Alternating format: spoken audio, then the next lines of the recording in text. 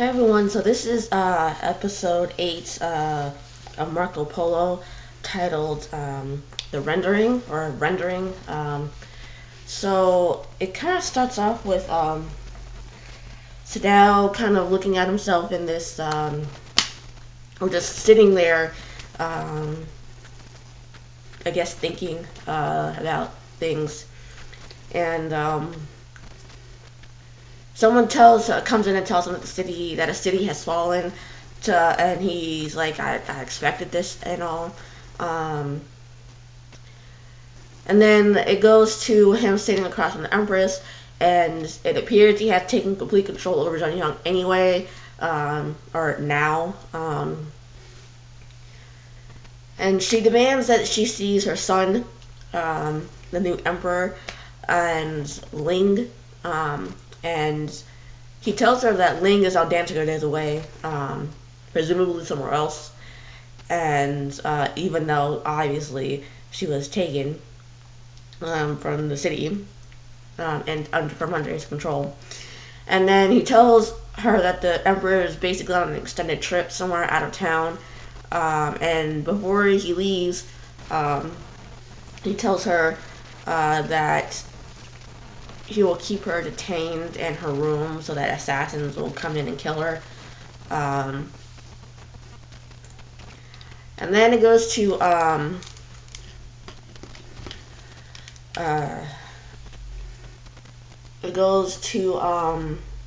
Mongolia, where Kaidu has just come back from battle, and his daughter tells him that Kublai is waiting for him. And he puts off meeting him as he talks with his daughter for a little bit. But she eventually tells him that Bayamba bested her in wrestling. And it looks like he's disappointed about that. And he asks if she gave up her honor. And she's like, yes, I did, because he wanted her to be close to the Khan, apparently.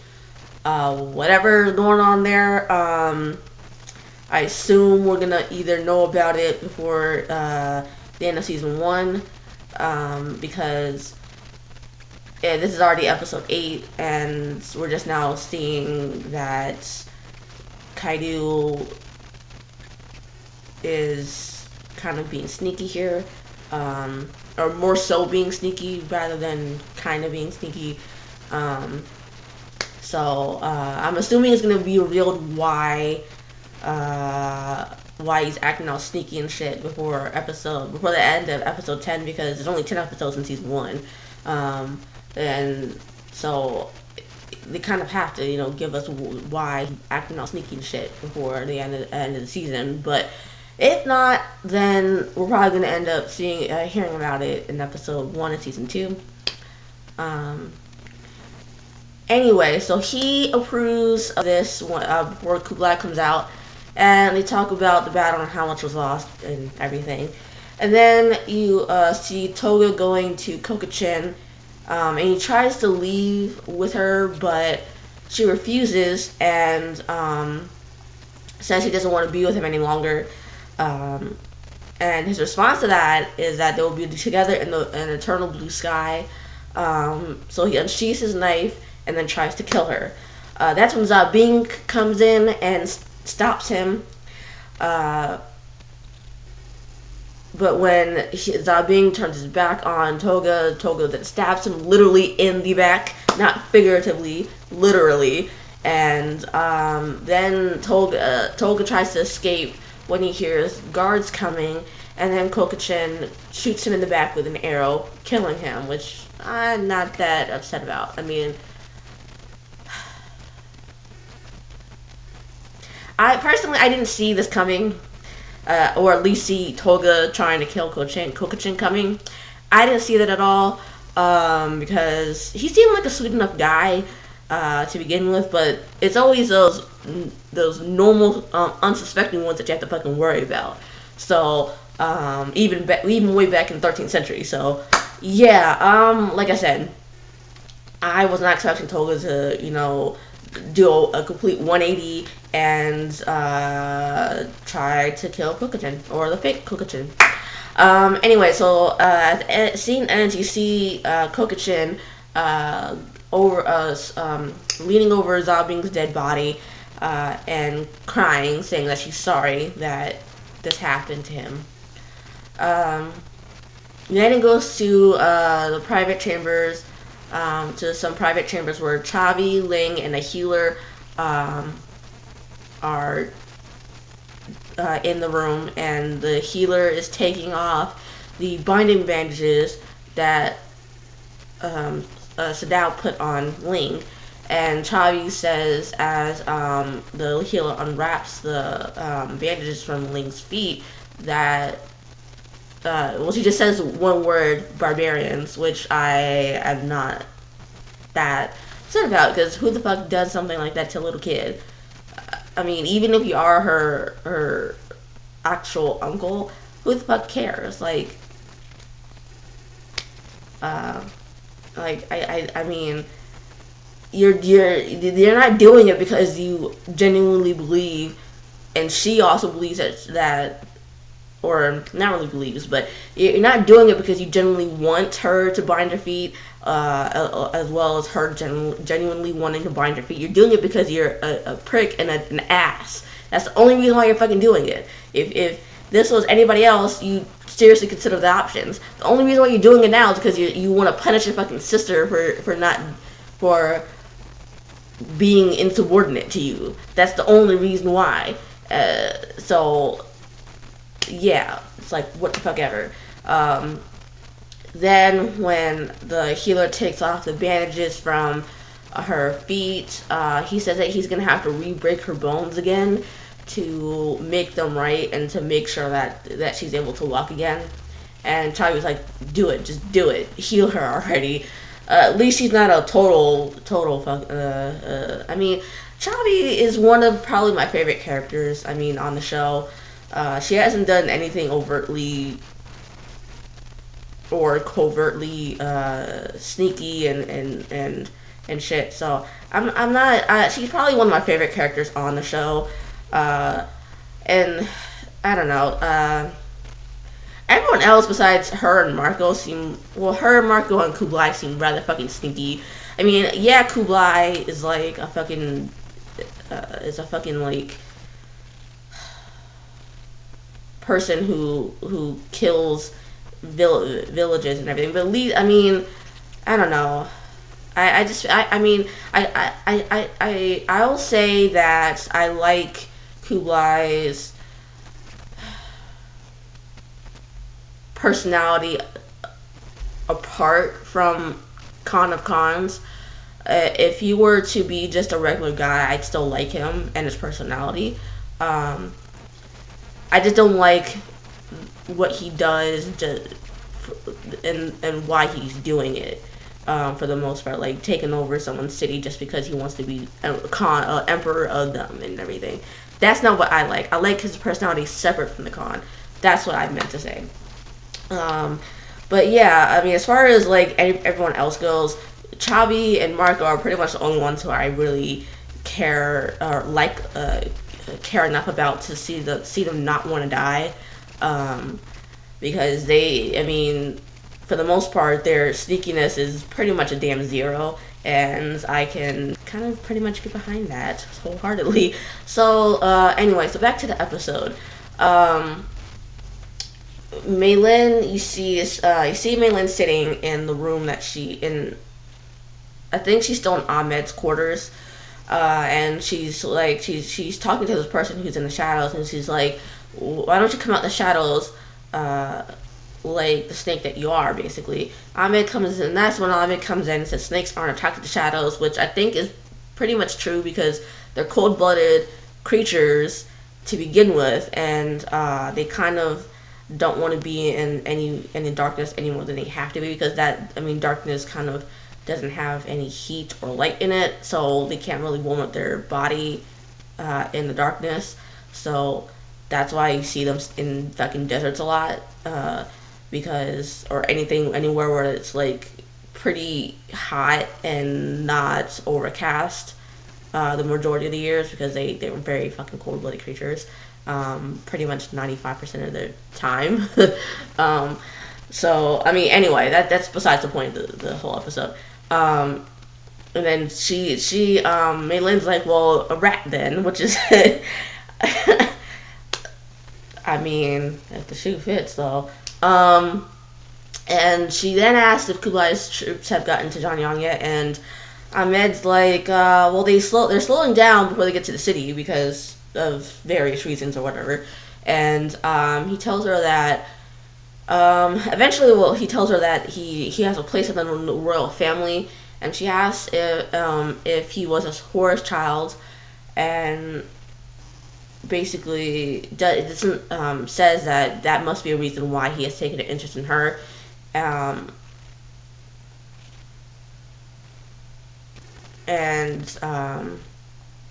He tells her that his interest in her is self-interest.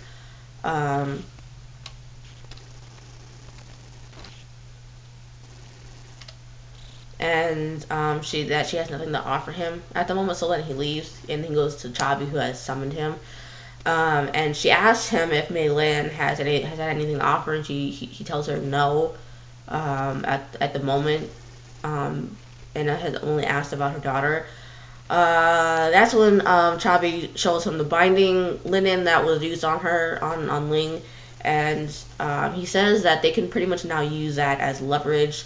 Like Sadao used her daughter over her as leverage. Chabi then agrees and says to keep her updated as to how Mei Lin is recovering and if she's fully recovered or anything. Then it goes to Byamba, Marco, Kublai, and Yusuf all talking about how best to attack Zhanyang or the best way to negotiate with them for peace. And so they decide upon sending someone in to give Sadao a request for parley. And so Yusuf goes in alone to meet Sadao, and Sadao questions why he was sent on behalf of Kublai to make the negotiations. And Yusuf brings up Feng Zhen, and Sadao says that, yeah, there was an assassination attempt, and some tragedies were averted while others were not. He then tells Yusuf that he has heard of Kublai's own tragedy, aka Chabi dying, that wives shouldn't die like she had,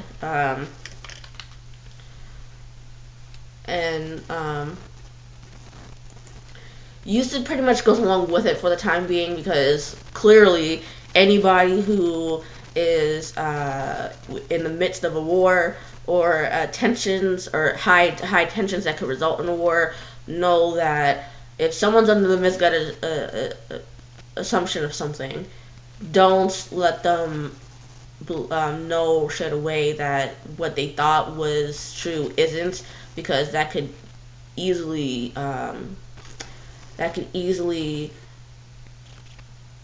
turn the odds into a person's favor who's not under the misassumption. So yeah, so he just goes along with it for the time being and said yes, it was a violation. Sadao asks if someone if he has come with a bid from his adopted master, and then Yusuf says that he's come there for a parley. And then they, Sadao pretty much insults Yusuf and questions Yusuf's loyalty to Kublai before he says that he'll meet with Kublai and for a parley. And then it goes to Kudalin going to Byamba and speaking of war strategies. And in the end, they end up kissing. They almost end up having sex right there on the floor. But then Jingham comes in and pretty much stops that from happening, which I thought was kind of funny. And then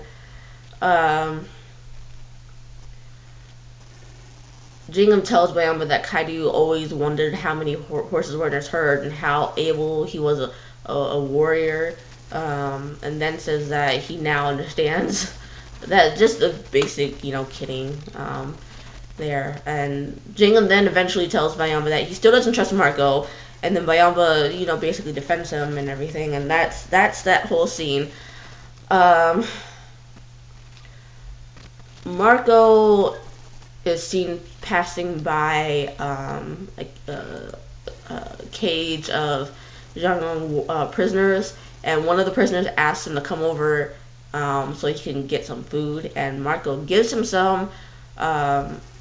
And then after that, the prisoner asks if Marco is the bastard son of Kublai, and Marco's like, no, I'm not. I am just a servant of his. And that's when the prisoner expresses his hopes of becoming a servant as well. Honestly, I was hoping he would become a prisoner just because, or a servant, just because he seemed sincere enough at the time.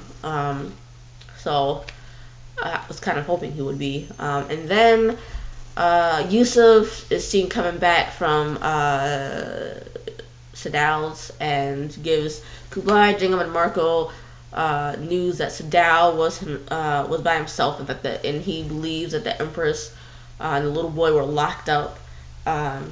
He also tells him that Sadow is under the impression that Mei Lin was successful in killing Chabi. And Jingham is like, well, this misinformation could be very useful at the parley, which is true. It's very useful. It could be very useful. And then you see Kaido going over to Bayamba and talking to him about his daughter and how much he believes Bayamba is a well enough guy about his daughter choosing him. So he basically tells Bayamba that he approves of him and his daughter being together. Mei Lin then is seen talking to Ahmed as he kind of, soothes her wounds, I think. And she says to him that she knows he suspected her when the concubine died, and that's why he didn't report her. To Kublai about his suspicions, and he says that she was too important to Kublai at the time, and he senses promise in her. He also notes that Sadao turned her into a whore, to which she says she turned herself into one. She asked him then if he came to be in Khan's service by choice, and he says no.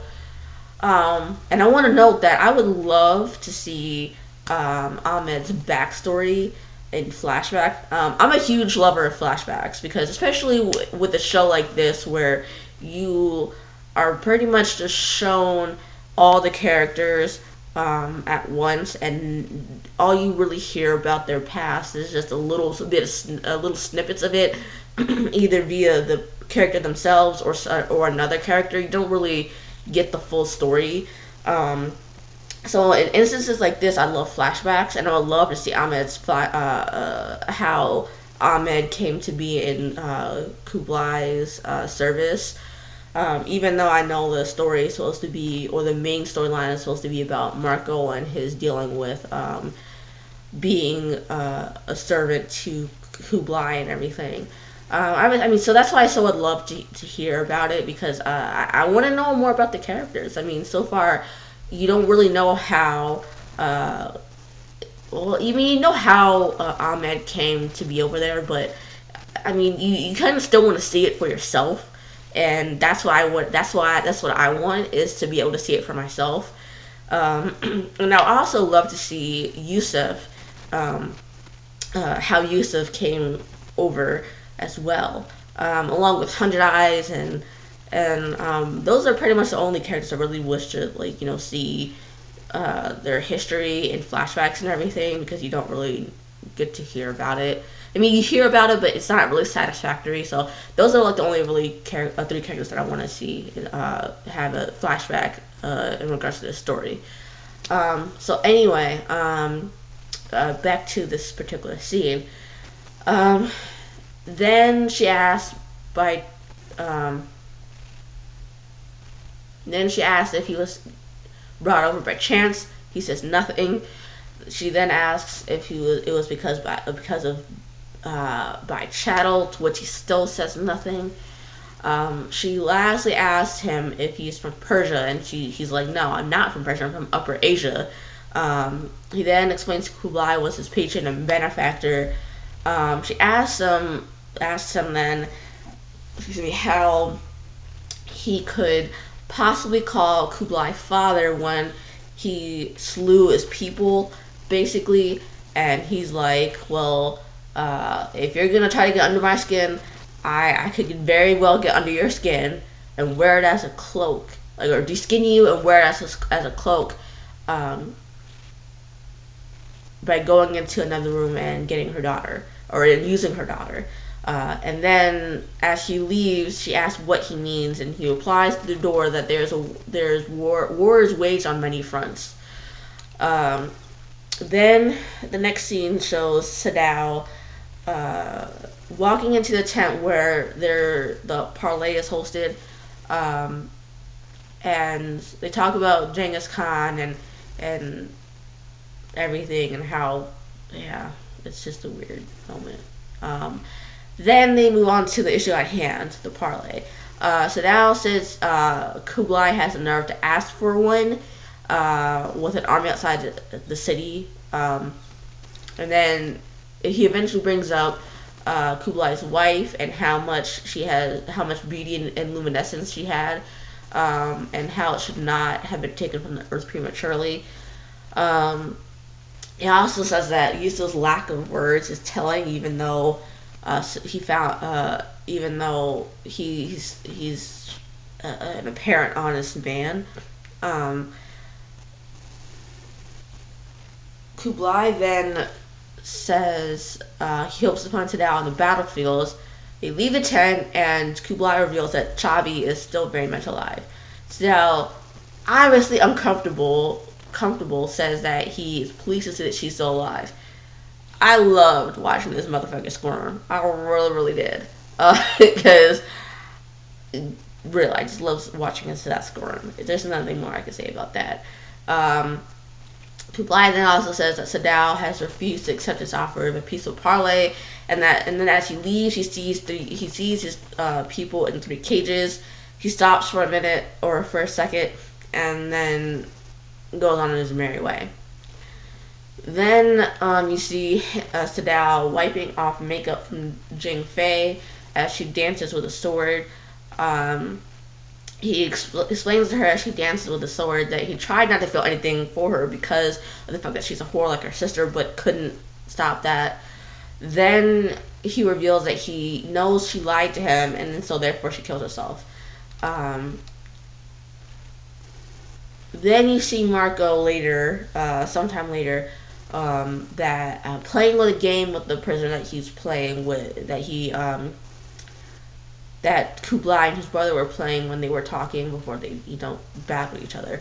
And they talk of life and what they miss from home, or at least the prisoner does. Marco really doesn't say much about anything. So then Bayamba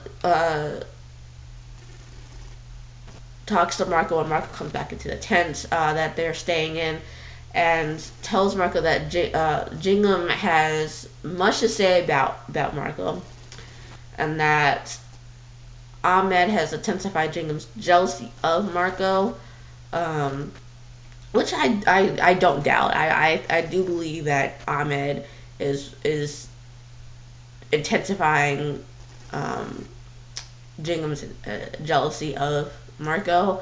I mean, I do feel like Jingham had some level of jealousy from the beginning of the season, just without any prodding or anything, because I feel like he's always felt like he has been inferior to Kublai, and I feel like because Kublai brought in Yusuf and Ahmed, who are outsiders, according to Gingham, which I guess is true. They're outsiders, but they've obviously, for the most part, assimilated and pledged their loyalty to Kublai and have proved that over and over again. So they're not really outsiders, I guess, anymore. But Marco is different just because of the fact that he hasn't really been there for like a year yet. I don't think he hasn't really even been there that long. So I can understand his distrust of Marco at first because you don't know this person and you don't know how they will act, or how they've previously been acting before being put as a servant to Kublai. So I could see how he's skeptical of Marco and his intentions, but like Bayamba has pointed out over and over again to Gingham, and how he does so in the at the end of the episode. Marco had plenty of times to run away and hasn't, and he has had plenty of times to kill Bayamba but hasn't, or killed other people but hasn't. So I obviously can't exactly say that he is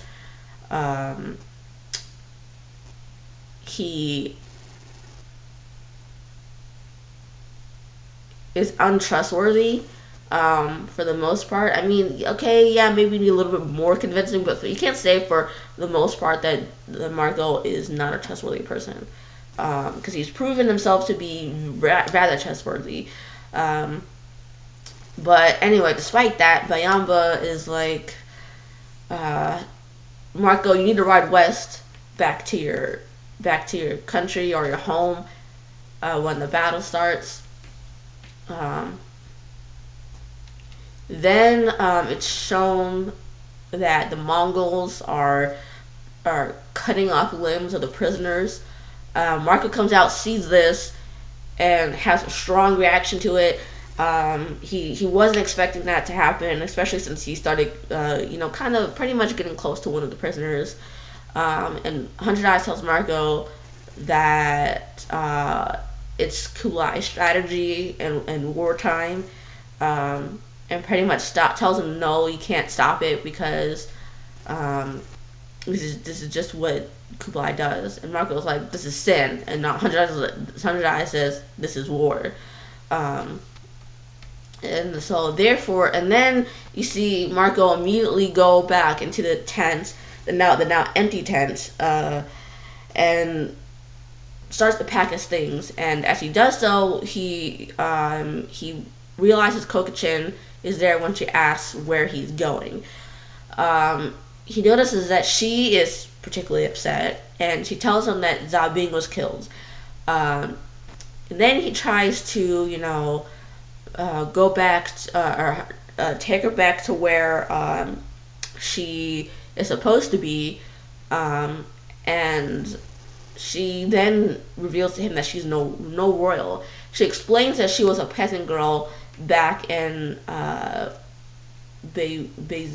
don't remember what the country's name is, but she says that she was a peasant girl serving in the palace when Kublai attacked in her city, and Marco's, first she further explains that she went to Kabalak,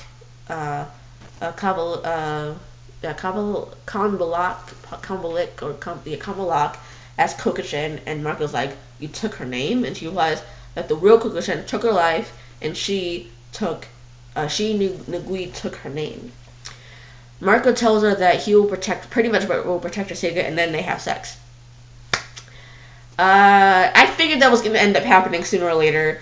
I didn't know. I was kind of starting to think that it wouldn't, just because of the whole Toga and Fit Kokachin relationship going on, and I wasn't exactly sure if that was going to happen or not, but lo and behold, it did. And whether that's going to continue to happen, I don't know. I still kind of think that it will happen and it will be revealed. Who knows? Anyway, so Kublai is then shown having trouble taking off his armor as Chabi comes in and she speaks pretty much words of encouragement to him. Then you see Kublai and his army gather together for battle. He says to Marco, "Why don't you sit out the battle with him?" But Marco replies he'll march aside his Mongol brothers, and Kublai's like, "Okay, fine, whatever." And as the battle scene happens, Ahmed is shown overseeing a picture of the battle being painted on a wall. And also in the voiceover, there's a voiceover of Jingham speaking as the battle's scene being fought, and he's pretty much saying that Marco brought the Mongols to lose the fight because he was working. Jingham says that Marco was working alongside Sadao the whole time, and Marco claimed that they were set up, and they were drawn into a trap. And Jingham says that Marco is lying, unsheathes his sword, and is about to kill Marco when Bayamba stops him. And Jingham's like, "You will protect him?" And Bayamba tells Jingham Marco only reported what he saw, like he was asked to do so. And after Bayamba pushes Jingham's sword away from Marco's throat, Jingham asks his father what they are to do. It's several seconds before Kublai replies that they retreat. And so that's the end of the episode. So yeah, I've been kind of making a little, like, one or two predictions the entire time I was recapping this episode. Like I said a minute or two ago, I think that possibly their sexual encounter is gonna the sexual encounter between Marco and fake Kokachin is gonna be revealed. I think that's gonna be the extent of their relationship, though, just because I don't really. I mean, it took this long for Kokachin and Marco, or fake Kokachin and Marco, to have sex. So I kind of doubtful that it's gonna go beyond just them having sex the one time. So but I still do think that's gonna end up being revealed or something. Possibly even my next episode. I don't know. I still think wholeheartedly that Ahmed is the one who sent the assassins to kill Kublai, especially seeing as how Bayamba feels that Ahmed is intensifying Jingham's jealousy of Marco. So yeah, I think that's what's gonna happen as far as predictions go. I'll reserve my previous predictions about Mei Lin and her escaping for later, and see what else happens. But yeah, that's all my predictions for now. I will see you next time in episode 9's recap of Marco Polo. Until then, like if you like my video, subscribe if you want to see more of my videos.